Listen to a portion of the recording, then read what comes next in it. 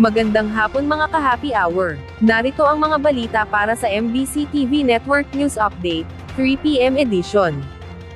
Pangulong Marcos, namahagi ng relief boxes sa mga nabaha sa Navotas. Nagtungo sa Navotas City si Pangulong Ferdinand Marcos Jr. para tingnan ang sitwasyon doon ng mga residenteng apektado pa rin hanggang ngayon ng pagbaha. Isa ang Navotas sa matinding nilubog sa baha na likha ng Bagyong Karina, at habagat sa Metro Manila. Maraming mga residente ang nasa labas ng kani-kanilang bahay at nakahanay sa kalsada, para panoorin ang pag-iikot ng Pangulo.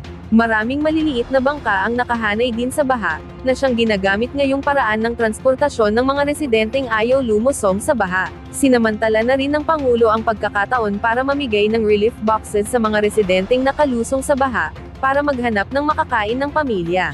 Personal ding ininspeksyon ng Pangulo ang North Navotas Pumping Station Navigational Gate, kung saan nasira ito ng isang barge na bumangga sa istruktura, kaya tuloy-tuloy ang pagpasok ng tubig sa komunidad. Binigyan ng maikling update ang Pangulo sa sitwasyon ngayon ng Navigational Gate, at ang idinudulot nitong epekto o perwisyo sa Navotas at Malabon. Samantala, 9 na kumpirmadong nasawi sa Calabarzon, dahil sa Bagyong Karina at habagat.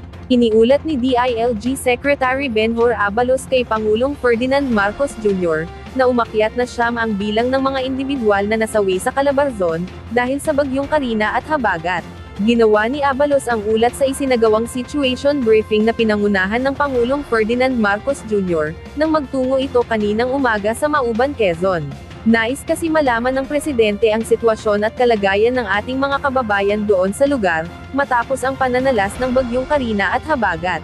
Sinabi ni Abalos, ang mga naitalang isa ang nasawi mula sa Panupuluan, Quezon, 4 sa Batangas, at merong tig-isa sa Kawit, Cavite, San Mateo at Rodriguez sa Rizal. Habang meron namang 3 naiulat na missing, kabilang dito ang 3 nawawala sa Rizal at isa sa Cavite. At yan ang mga balita para sa MBC TV Network News Update, 3 PM edition. Abangan ang mga susunod na balitaan mamaya, para sa 4 PM edition.